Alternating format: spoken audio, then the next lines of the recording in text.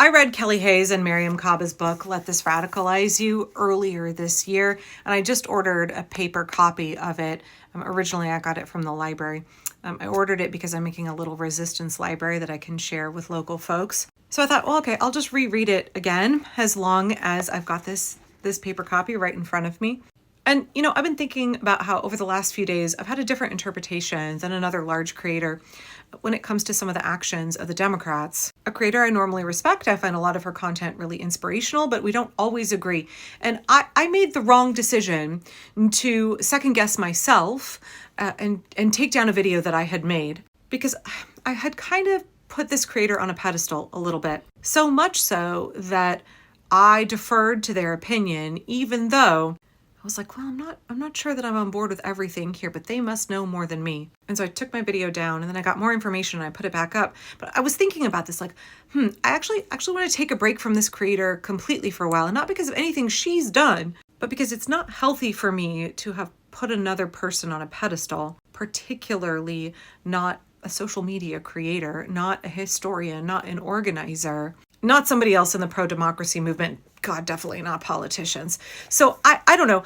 I'm going to take a little break from watching her content. I'm not encouraging you to at all. This is about me and realizing that I need a healthy balance of other perspectives and inputs and opinions, and that I would do well not to trust any one person's opinion to be infallible. Nobody here has some kind of oracular knowledge of the future. Actually, the future is not yet written. And no one completely imperfect, very human is going to have a flawless take on every single issue and be right 100% of the time. And I just want to say there, everything that I said about that other creator, that goes for me as well. I get people in my comments all the time who say like, girl, you never miss, or like, gosh, I respect your opinion so much. You're the person that I listen to more than anybody else. I'm like, please don't do that. I'm really, really flattered, but I'm often incorrect. I often make mistakes. I'm very flawed. I'm very human. And I would not want you to have, first of all, I'm not a journalist. And also I frequently yap about things where like, I don't actually have training or expertise. I just read a lot and, I have a good brain for connecting the dots between different things. And I have strong opinions, but it makes me uncomfortable when I see very well-meaning people in the comments who are like, I need a daily dose of Angela, or like, your takes are always so good. They're not always so good. I'm doing the best I can. I try to check my sources, but I'm just as human as the next person. And I don't want anybody to think that I have, oh gosh, I'm so flawed. Please don't put me on a pedestal. And I was thinking about all this, and I was reminded actually of the chapter in this book, Don't Pedestal Organizers. And because of the things people have been saying to me and this experience that I had with this other creator, I just thought I would read a little bit from this chapter because we would all do really well to remember this right now. It can be really easy to pedestalize social media creators, especially if they're activists, especially if they're giving you hope right now.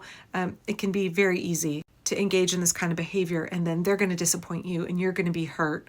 Or you could get put into a situation where you could get manipulated, and I don't want that to happen. Okay, this is chapter 7 of Let This Radicalize You. The whole book is excellent. Okay. The powerful encourage us to put individual activists on pedestals.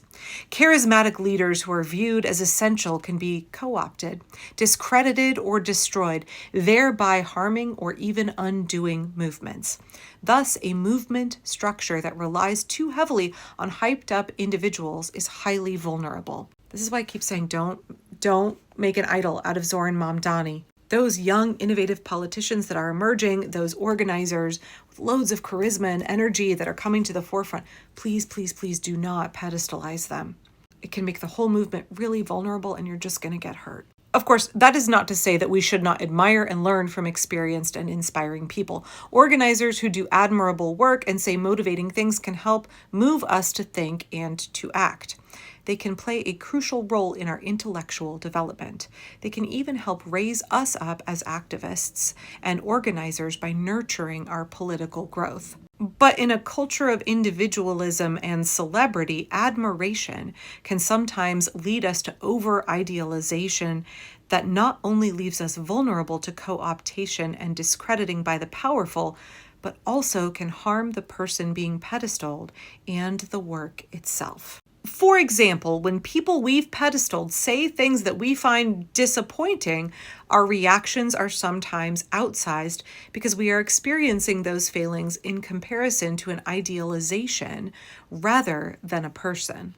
The snapshots of a person's life and work that become popularized can become enlarged, eclipsing the rest of their humanity. And as with any infatuation, the gaps in what we know are often filled with fantasies about who we would like such people to be and how we would like to relate to them. This kind of thinking and parasocial attachment makes it easy to completely miss points of disagreement and misalignment. It can also create the illusion of someone whose actions, ideas, and politics will never let you down, when in reality, no such person exists. If we were able to view people we admire as flawed but capable human beings with whom we sometimes agree and sometimes disagree, any disagreements we might have with them would then be viewed as normal and healthy occurrences. After all, no two people can agree on absolutely everything. We need to see disagreement, disappointment, and conflict as healthy and normal occurrences, rather than signs that our organizing world must be thrown into chaos. How often has that happened, y'all? In organizing, somebody who is a leader in the group, somebody that people admire, turns out to actually be human, and the organizing is thrown into chaos. We do not witness the totality of the people we put on pedestals. In the age of social media, we often take a meme or tweet-sized sampling of someone's humanity and project it large scale over the whole of their being. It is dehumanizing to pedestal people in this way for a number of reasons. It erases the wholeness of their being, papering over the truth of their life, work, and beliefs with fantasy and adulation. It also sets people up to be dismissed or widely condemned when they are inevitably wrong about something, because these moments will always come for all of us. No one's politics are infallible, and we all have really terrible days where we say or do the wrong things, even if we believe the right things. We all cause harm and experience harm, and doing righteous work in one arena does not purify our politics in all others. We have all waded through the muck of a racist, homophobic, transphobic, ableist, misogynist, classist, and otherwise harmful society. The normalization of harm that we have experienced is genuinely horrific. The process of disengaging those oppressive forces from our politics and undoing that normalization is a lifelong journey. We sometimes like to imagine that the people we admire have completed that journey, but no one ever really has. If you look back at your own political stances over the past 10 years, or maybe even less, you can likely spot numerous instances where your own assumptions, beliefs, predictions, or strategic positions were off base or outright wrong. As organizers, we are always learning, and we don't know what we don't know. This never ceases to be true, however accomplished and admired someone might be. When people spend a lot of time in the public spotlight or attain a certain celebrity status on social media, they will eventually be wrong in public. I've done that more than once. The extent to which they are wrong and how you will reconcile it may vary. If, for some example, someone is indulging in bigotry, a forceful rejection of their commentary may be necessary in defense of at-risk or marginalized communities. In matters of strategic disagreement, it may be enough to simply state that disagreement or to say nothing at all. After all, having a large platform does not make anyone the arbiter of what we do. But when we feel personally disappointed in or even betrayed by figures that we do not know, it is important to interrogate our own reactions and how we are relating to those people. I'm going to jump ahead here a little bit and conclude. The idealization of individual leaders can also encourage us to embrace ideas that are harmful or excuse behavior that should be challenged. If we become too invested in someone's leadership or even fetishize that leadership, we can abandon our own strategic analysis or fail to develop that analysis in the first place.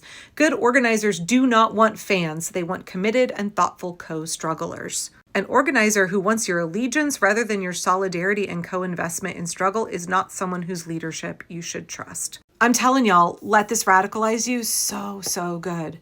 I don't want to stop there, but I'm out of time.